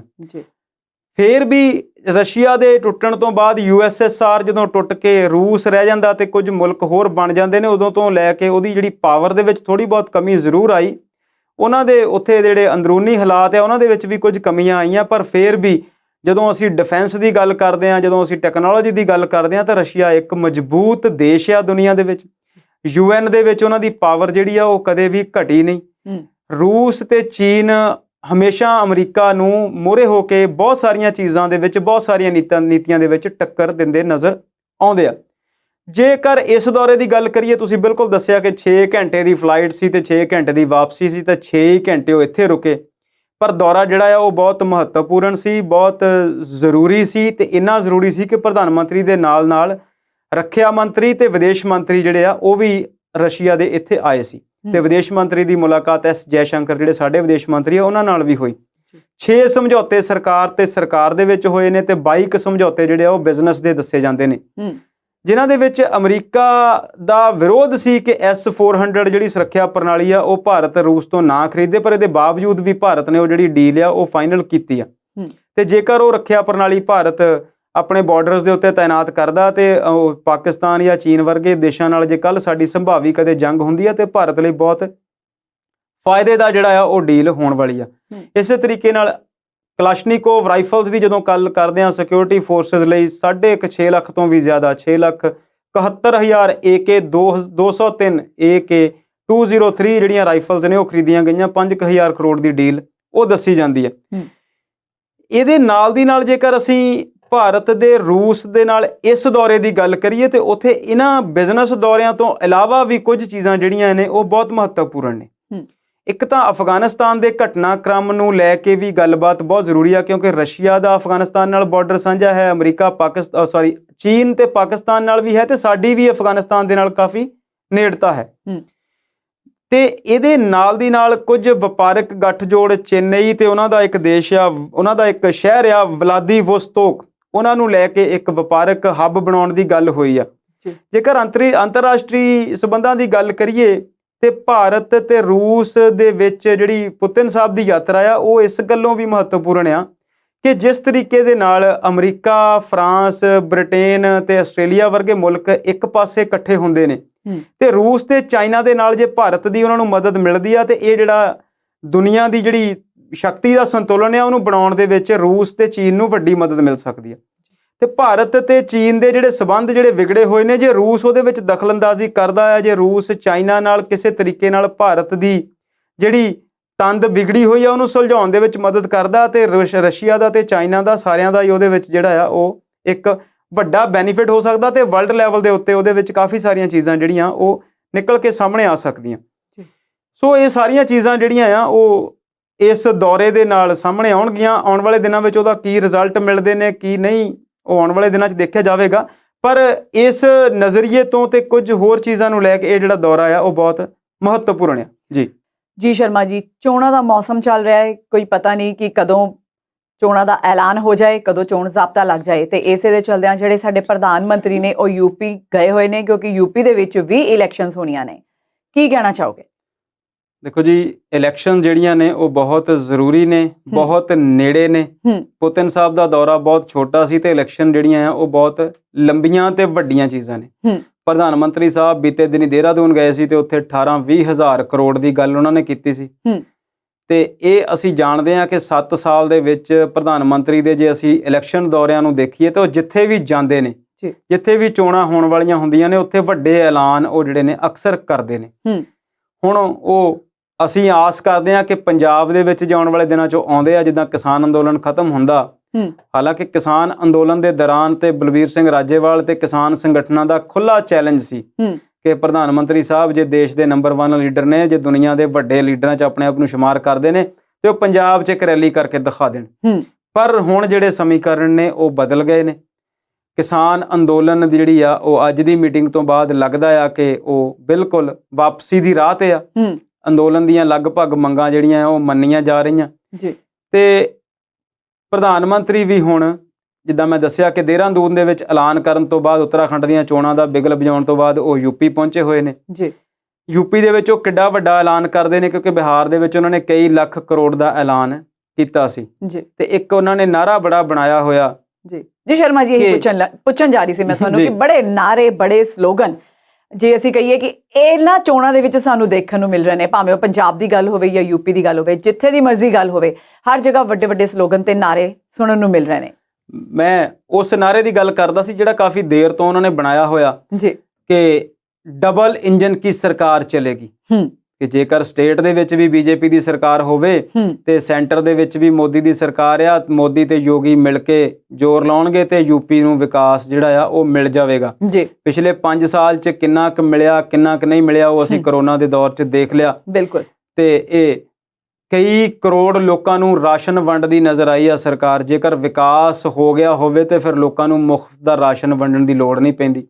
ਬੰਗਾਲ ਦੀਆਂ ਚੋਣਾਂ ਦੇ ਵਿੱਚ ਵੀ ਇਹਨਾਂ ਨੇ ਇਹੋ ਜਿਹੇ ਵਾਅਦੇ ਕੀਤੇ, ਬਿਹਾਰ ਦੀਆਂ ਚੋਣਾਂ 'ਚ ਵੀ ਇਹੋ ਜਿਹੇ ਵਾਅਦੇ ਕੀਤੇ ਤੇ ਪੰਜਾਬ ਦੀ ਜਿਹੜੀ ਬੀਜੇਪੀ ਇਕਾਈ ਆ ਉਹ ਵੀ ਹੁਣ ਇਹੋ ਜਿਹੇ ਵਾਅਦਿਆਂ ਦੀ ਉਮੀਦ ਲਾ ਕੇ ਬੈਠੀ ਆ ਕਿ ਪੰਜਾਬ ਦੇ ਸਿਰ ਤੇ ਜਿਹੜਾ 3-4 ਲੱਖ ਕਰੋੜ ਦਾ ਕਰਜ਼ਾ ਆ ਉਹ ਸਾਰਾ ਹੀ ਮੋਦੀ ਸਾਹਿਬ ਦੀ ਇੱਕ ਫੇਰੀ ਨਾਲ ਹੀ ਜਿਹੜਾ ਆ ਉਹ ਮਾਫ ਹੋ ਜਾਣਾ। ਪਰ ਅਸੀਂ ਪੰਜਾਬੀ ਇਸ ਗੱਲ ਨੂੰ ਜਾਣਦੇ ਹਾਂ ਕਿ ਇੰਦਰ ਕੁਮਾਰ ਗੁਜਰਾਲ ਤੋਂ ਲੈ ਕੇ ਹੁਣ ਤੱਕ ਅਸੀਂ ਉਸ ਕਰਜ਼ੇ ਦੇ ਉੱਤੇ ਕਈ ਵਾਰ ਲੀਕਾਂ ਫੇਰੀਆਂ ਦੇਖੀਆਂ, ਪਰ ਉਹ ਪਤਾ ਨਹੀਂ ਕਿਹੜੀ ਸਿਆਹੀ ਨਾਲ ਲੀਕਾਂ ਫੇਰਦੇ ਆ, ਕਰਜ਼ਾ ਵਧੀ ਜਾਂਦਾ, ਉਹ ਖਤਮ ਨਹੀਂ ਹੁੰਦਾ। ਜਿਹੜੀ ਤੁਸੀਂ ਨਾਅਰਿਆਂ ਦੀ ਗੱਲ ਕੀਤੀ ਯੂਪੀ ਦੇ ਵਿੱਚ, ਉਹ ਜਿਹੜੇ ਨਾਅਰੇ ਨੇ ਬੜੇ ਸੁੰਦਰ ਤਰੀਕੇ ਦੇ ਨਾਲ ਨਵੇਂ-ਨਵੇਂ ਨਾਅਰੇ ਬਣਾਏ ਜਾਂਦੇ ਨੇ। ਯੋਗੀ ਸਰਕਾਰ ਲਈ ਨਾਅਰਾ ਲੱਗਦਾ ਅੱਜ ਕੱਲ੍ਹ ਕਿ ਸੋਚ ਇਮਾਨਦਾਰ, ਕੰਮ ਦਮਦਾਰ, ਇੱਕ ਵਾਰ ਫਿਰ ਭਾਜਪਾ ਸਰਕਾਰ। ਪਰ ਮਜ਼ੇ ਦੀ ਗੱਲ ਦੇਖੋ ਹਰਪ੍ਰੀਤ ਜੀ ਕਿ ਉੱਥੇ ਭਾਜਪਾ ਸਰਕਾਰ ਦੀ ਗੱਲ ਹੋ ਰਹੀ ਹੈ, ਯੋਗੀ ਸਰਕਾਰ ਦੀ ਗੱਲ ਨਹੀਂ ਹੋ ਰਹੀ। ਇੱਥੋਂ ਕਾਫੀ ਚੀਜ਼ਾਂ ਜਿਹੜੀਆਂ ਕਲੀਅਰ ਹੁੰਦੀਆਂ ਕਿ ਮੋਦੀ ਸਾਹਿਬ ਲਈ ਪੂਰੇ ਭਾਰਤ ਵਿੱਚ ਬੀਜੇਪੀ ਦੇ ਇੱਕੋ ਹੀ ਲੀਡਰ ਨੇ ਜਿਹੜੇ ਨਾ ਤੇ ਉਹਨਾਂ ਨੂੰ ਛੱਡਿਆ ਬਣਦਾ ਤੇ ਨਾ ਹੀ ਉਹਨਾਂ ਨੂੰ ਨਾਲ ਰੱਖਿਆ ਬਣਦਾ। ਇਸੇ ਤਰ੍ਹਾਂ ਯੂਪੀ ਦਾ ਹੈ ਇਹ ਸੰਦੇਸ਼ ਆ ਰਹੇ ਹੈ ਅਖਿਲੇਸ਼, ਸਮਾਜਵਾਦੀ ਪਾਰਟੀ ਨੇ ਵੀ ਨਾਅਰਾ ਲਾਇਆ ਤੇ ਸਰਵ ਸਮਾਜ ਕੇ सम्मान में बहन जी है मैदान में, ਮਾਇਆਵਤੀ ਦਾ ਵੀ ਜਿਹੜਾ ਨਾਅਰਾ ਆ। ਤੇ ਪ੍ਰਿਯੰਕਾ ਗਾਂਧੀ ਉੱਥੇ ਪਹਿਲਾਂ ਹੀ ਐਲਾਨ ਕਰ ਚੁੱਕੀ ਆ ਕਿ 40% ਸੀਟਾਂ ਜਿਹੜੀਆਂ ਆ ਉਹ ਔਰਤਾਂ ਨੂੰ ਦੇਣੀਆਂ ਹੈ, ਲੜਕੀ ਹੂੰ ਲੜ ਸਕਤੀ ਹੂੰ। ਸੋ ਬਹੁਤ ਸਾਰੀਆਂ ਚੀਜ਼ਾਂ ਜਿਹੜੀਆਂ ਆ ਉਹ ਨਾਅਰੇ ਜਿਹੜੇ ਇਹੋ ਜਿਹੇ ਦਿੱਤੇ ਜਾਂਦੇ ਨੇ, ਜਿੱਦਾਂ ਸਾਨੂੰ ਯਾਦ ਆ ਕਿ ਗਰੀਬੀ ਹਟਾਓ ਦਾ ਨਾਅਰਾ ਦਿੱਤਾ ਗਿਆ ਸੀ ਕਿਸੇ ਸਮੇਂ 'ਚ, ਕਾਂਗਰਸ ਕਾ ਹਾਥ ਆਮ ਆਦਮੀ ਕੇ ਸਾਥ ਦਾ ਨਾਅਰਾ ਦਿੱਤਾ ਗਿਆ ਸੀ। ਅਟਲ ਬਿਹਾਰੀ ਵਾਜਪੇਈ ਜਦੋਂ ਦੂਜੀ ਇਲੈਕਸ਼ਨ ਲੜ ਰਹੇ ਸੀ ਤਾਂ ਇੰਡੀਆ ਸ਼ਾਈਨਿੰਗ ਦਾ ਨਾਅਰਾ ਦਿੱਤਾ ਜਾ ਰਿਹਾ ਸੀ। ਤੇ ਮੋਦੀ ਸਾਹਿਬ ਨੇ ਵੀ ਇੱਕ ਨਾਅਰਾ ਦਿੱਤਾ ਸੀ ਸਬਕਾ ਸਾਥ ਸਬਕਾ ਵਿਕਾਸ। ਖੈਰ ਇਹਨਾਂ ਨੇ ਤਾਂ ਇੱਕ ਨਾਅਰਾ ਇਹ ਵੀ ਦਿੱਤਾ ਸੀ ਅੱਛੇ ਦਿਨ ਆਏਂਗੇ। ਉਹ ਅੱਛੇ ਦਿਨ ਅੰਬਾਨੀਆਂ ਅਡਾਨੀਆਂ ਦੇ ਤੇ ਆ ਗਏ ਤੇ ਆਮ ਲੋਕ ਤੇ ਹਾਲੇ ਤੱਕ ਉਸ ਅੱਛੇ ਦਿਨਾਂ ਦੀ ਉਡੀਕ 'ਚ ਨੇ। ਬਿਲਕੁਲ ਉਸ ਅੱਛੇ ਦਿਨਾਂ ਵਾਲੀ ਚੱਕੀ ਦੇ ਵਿੱਚ ਪੇਸੀ ਰਹੇ ਨੇ। ਤੇ ਵਿਕਾਸ ਜਿਹਨੂੰ ਇਹ ਕਹਿੰਦੇ ਨੇ ਉਹਦੀਆਂ ਫਿਰ ਜਦੋਂ ਅਸੀਂ ਖਬਰਾਂ ਦੇਖਦੇ ਹਾਂ, ਜਦੋਂ ਅਸੀਂ ਰਿਪੋਰਟਾਂ ਕੈਗ ਦੀਆਂ ਜਾਂ ਫਿਰ ਵਿਕਾਸ ਦੀਆਂ ਰਿਪੋਰਟਾਂ ਜਦੋਂ ਅਸੀਂ ਦੇਖਦੇ ਹਾਂ ਕਿ ਕਿੰਨੀਆਂ ਯੋਜਨਾਵਾਂ ਦਾ ਉਦਘਾਟਨ ਹੋਇਆ, ਕਿੰਨੀਆਂ ਯੋਜਨਾਵਾਂ ਪੂਰੀਆਂ ਹੋਈਆਂ, ਗੰਗਾ ਸਫਾਈ ਦੇ ਉੱਤੇ ਹੁਣ ਤੱਕ ਕਿੰਨੇ 1000 ਕਰੋੜ ਜਾਂ ਲੱਖ ਕਰੋੜ ਖਰਚੇ ਗਏ ਤੇ ਉਹਦੇ ਵਿੱਚੋਂ ਜਿਹੜੀ ਸਫਾਈ ਆ ਉਹ ਮਾਈਨਸ ਹੋ ਗਈ, ਪੈਸਿਆਂ ਦੀ ਸਫਾਈ ਜਿਹੜੀ ਆ ਉਹ ਜ਼ਰੂਰ ਹੋ ਗਈ। ਨਾਅਰੇ ਬਹੁਤ ਸੋਹਣੇ ਲੱਗਦੇ ਨੇ, ਆਮ ਲੋਕਾਂ ਨੂੰ ਆਪਣੇ ਨਾਲ ਜੋੜਦੇ ਨੇ, ਸੌਖੀ ਭਾਸ਼ਾ ਹੁੰਦੀ ਆ, ਲੋਕਾਂ ਦੇ ਮਨ 'ਚ ਵੀ ਉਹ ਵੱਸਦੇ ਨੇ, ਪਰ ਜਿਹੜੀ ਗੱਲ ਹੋਣੀ ਚਾਹੀਦੀ ਆ ਉਹ ਨਹੀਂ ਹੁੰਦੀ। ਜੀ ਸ਼ਰਮਾ ਜੀ, ਨਾਅਰੇ ਜ਼ਰੂਰ ਲੋਕਾਂ ਨੂੰ ਸੌਖੇ ਲੱਗਦੇ ਨੇ ਤੇ ਆਪਣੇ ਨਾਲ ਜੋੜਦੇ ਨੇ, ਪਰ ਗੱਲ ਤਾਂ ਇਹ ਹੁੰਦੀ ਹੈ ਕਿ ਜਿਹੜੀਆਂ ਪਾਰਟੀਆਂ ਉਹ ਨਾਅਰੇ ਕੱਢਦੀਆਂ ਨੇ ਉਹਨਾਂ ਦੇ ਨਾਲ ਲੋਕੀ ਦਿਲੋਂ ਜੁੜਨ। ਸੋ ਉਹ ਲੋਕ ਜੁੜਨਗੇ ਕਿ ਨਹੀਂ ਆਉਣ ਵਾਲਾ ਸਮਾਂ ਦੱਸੇਗਾ। ਪਰ ਸ਼ਰਮਾ ਜੀ ਤੁਸੀਂ ਸਟੂਡੀਓ ਵਿੱਚ ਆਏ, ਦਰਸ਼ਕਾਂ ਨਾਲ ਵਿਚਾਰ ਸਾਂਝੇ ਕੀਤੇ, ਤੁਹਾਡਾ ਬਹੁਤ-ਬਹੁਤ ਸ਼ੁਕਰੀਆ। ਸ਼ੁਕਰੀਆ ਜੀ। ਅੱਜ ਦੀ ਸਮੀਖਿਆ ਨੂੰ ਇੱਥੇ ਹੀ ਸਮੇਟਦੇ ਹੋਏ ਮੈਨੂੰ ਤੇ ਸ਼ਰਮਾ ਜੀ ਨੂੰ ਦਿਓ ਇਜਾਜ਼ਤ ਤੇ ਤੁਸੀਂ ਦੇਖਦੇ ਰਹੋ ਪੰਜਾਬੀ ਨੈਸ਼ਨਲ ਟੀਵੀ।